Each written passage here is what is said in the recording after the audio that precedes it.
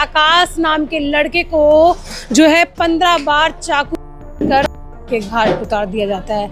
यहाँ से तो कह के गया था मैं हनुमान जी की मूर्ति स्थापित कराने जा रहा हूँ। उसका दोस्त हनुमान जी की मूर्ति स्थापित कराने जा रहा था पार्क में, तो उसकी मम्मी को पापा को लेकर अस्पताल पहुंचो। वहाँ हम पहुंचे तब तक खत्म हो चुका था।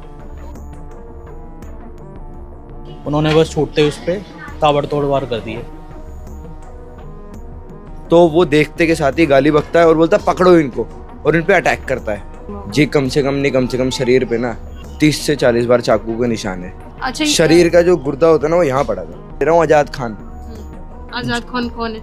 जो इनका लीडर है, जो इनसे एक क्राइम करवाता है, इनको असले हथियार देता है और ये सब करवाता रहता है। आए दिन का खेल है उसका ये। बचाओ बचाओ की आवाज सुन की लगाता रहा आकाश और लोग तमाशा बीन बनकर देखते रहे। नमस्कार, मैं पूनम और आप देख रहे हैं झलको दिल्ली। इस समय मेरी मौजूदगी जो है मंगोलपुरी में है, जिसका सोशल मीडिया पर आप लोगों ने वीडियो ज़रूर देखा होगा। किस तरीके से आकाश नाम के लड़के को जो है 15 बार चाकू कर के घाट उतार दिया जाता है। आइए जुड़कर जानेंगे परिजनों से कि आखिर पूरा मामला क्या था और ये किस तरीके से पूरी घटना को कब अंजाम दिया गया।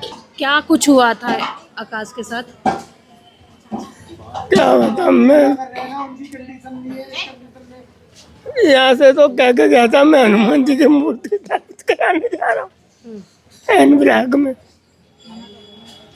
वहाँ जाके उस पे लड़कों ने वो पहुँचा ही है 6 बजे, तो यहाँ से गया है वो। 6 बजे जाने के बाद में वहाँ पे रेडी वेडी बढ़ा के 6 बजे गया था। आप सब्जी वगैरह लगाते हैं? मैं ब्रेड पकौड़े कचौड़ी की रेडी लगाता हूँ और वही लगाता, मैं तो कुछ करता भी नहीं। उसके दोस्त थे जिसने ये पूरी घटना को अंजाम दिया? अब ये तो मुझे पता नहीं कौन थे। यहाँ से तो अपने दोस्त के साथ दोस्त के यहाँ गया था। उसका दोस्त हनुमान जी की मूर्ति स्थापित कराने जा रहा था पार्क में, तो वहाँ गया था।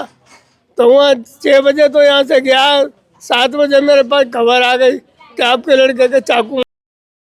तो वहाँ पे हम क्या अस्पताल पहुँचो, तो वहाँ से एक लड़का आया था उसी के साथ जो ले जा रहा था उसको अस्पताल। उसने भेजा कि उसकी मम्मी को पापा को लेकर अस्पताल पहुँचो। तो हम अस्पताल पहुँचे, वहाँ हम पहुँचे तब तक खत्म हो चुका था। अभी किसी की पुलिस ने गिरफ्तारी की? अंकल जी रोइए नहीं, मुझे नहीं पता इसके बारे में कैसे। आप लोगों पांचों को गिरफ्तार हो चुके हैं। 5 की गिरफ्तारी हुई? हाँ जी, उसमें से 2-3 नाबालिग बताए जा रहे हैं और 2 बालिग हैं। अच्छा, ये जाने जो ये आकाश के दोस्तों के ग्रुप से थे ये? कोई नहीं, कोई भी उसको जानकारी में नहीं था। पुरानी दुश्मनी रंजिश नहीं, कुछ नहीं था ऐसा। हमारे को इतना नॉलेज में तो है नहीं। बाकी कोई ऐसी बात नहीं थी। वो तो सिर्फ मंदिर के काम से गए थे मूर्ति स्थापित करने, बस इतना ही था। कौन से भगवान की मूर्ति स्थापित? हनुमान जी की। हनुमान जी की मूर्ति स्थापित हुई कि तो आसपास के लोगों ने कुछ बताया कि किस तरीके से, मतलब ये क्या कोई झगड़ा हुआ, कुछ विवाद हुआ उत्पन्न वहाँ पर? नहीं, वो बस खड़े थे और पीछे से 6-7 लोग आए हैं और हथियार के साथ आए हैं। उन्होंने बस छूटते उस पे ताबड़तोड़ वार कर दिए। एन ब्लॉक में? हाँ जी। अच्छा, और आकाश के भाई वगैरह भी हैं? हाँ, मैं उसका सबसे बड़ा भाई हूँ। एक वो है, उसका बड़ा भाई, वो छोटा था। सबसे छोटा वही था। आकाश मैरिड था? नहीं, 22 साल का था, सिर्फ अनमैरिड। एक हम कार्य करवा रहे थे छोटा सा हनुमान जी की मूर्ति का, तो किसी कारणवश वो रुक जाता है। तो हम थोड़ा सा बाहर चले जाते हैं कुछ सामान लेने के लिए। हम जैसे ही सामान लेके वापस आते हैं। आकाश आपके साथ ही था? हाँ, आकाश मेरे साथ ही थे और एक जतिन नाम का लड़का, हम 3 जने थे। हम तीनों बाहर जाते हैं एक दुकान पे सामान लेने के लिए। हम दुकान से जैसे ही वापस आते हैं, मैं पहले आ जाता हूँ पार्क के अंदर। तो मैं उस लड़के को देखता हूँ जो मेरी गली में रहता है, नोडी नाम का। उसको मैंने आज तक कभी मतलब गमछा ओढ़े नहीं देखा। उसने गमछा ओढ़ रखा था एक ऐसे करके। तो मैंने उससे पूछा तूने गमछा क्यों ओढ़ रखा है? उसने मेरी बात का जवाब नहीं दिया। इतने में अक्कू भाई और जतिन अंदर आ जाते हैं पार्क के। तो वो देखते के साथ ही गाली बकता है और बोलता है पकड़ो इनको, और इन पे अटैक करता है। कितनी बार चाकू से वार हुआ? जी कम से कम शरीर पे ना, जहाँ तक सुनाई आ रही है MLC वगैरह जो जितना भी है, 30 से 40 बार चाकू के निशान है। अच्छा, शरीर का जो गुर्दा होता है ना वो यहाँ पड़ा था। अच्छा, तो वैसे वो दिखा रहे कि किसी घर में भी घुसने की आकाश कोशिश जी। वहाँ से हम जैसे ही आकाश भाई पे वो चाकू मारने लग गए, तो मुझे कुछ समझ में नहीं आया। ऐसे टाइम पे बंदा होपलेस हो जाता है। तो मेरे को एक छोटी सी ईंट दिखी, मैंने वो ईंट उठाई और उनके फेंक के मारी, जिसमें येलो टी शर्ट वाला है उसके यहाँ पे लगी।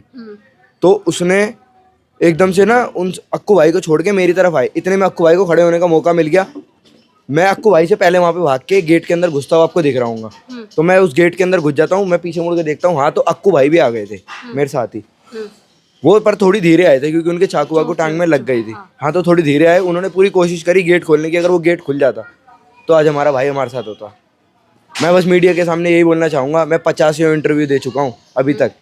ये बच्चे हैं, ये तो अभी छूट जाएंगे, फिर ये दोबारा क्राइम करेंगे।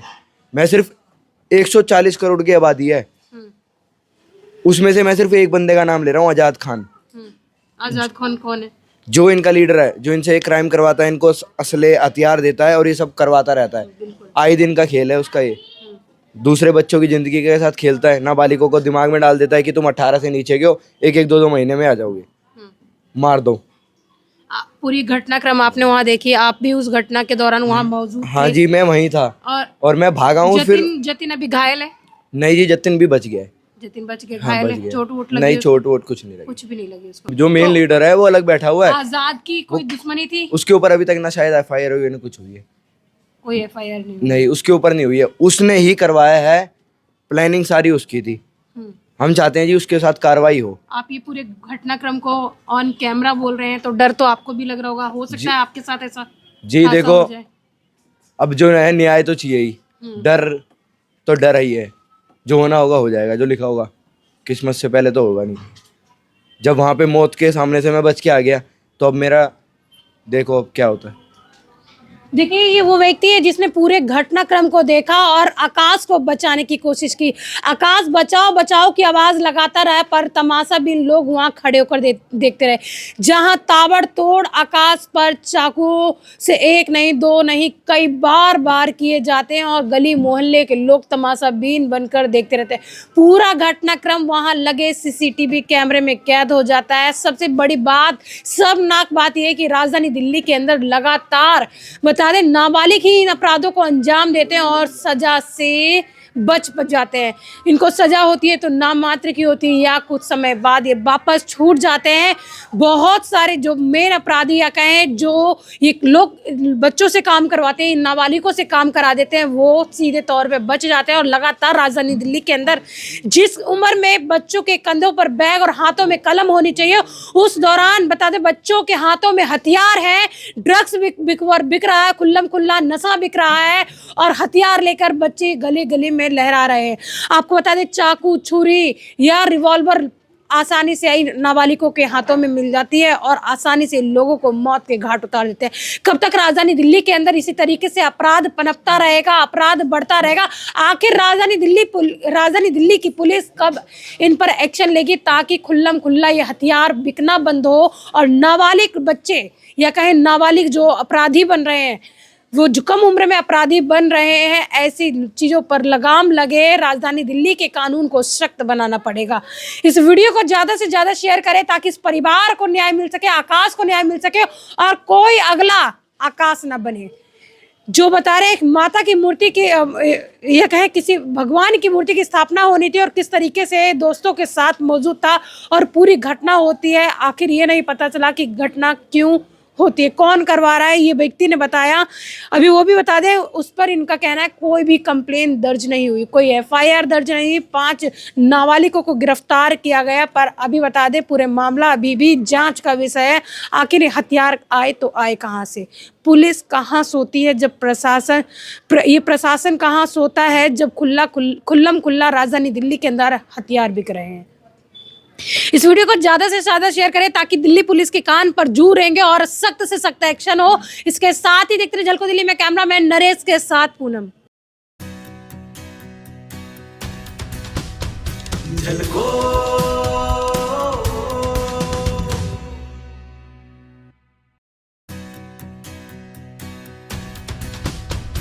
झलको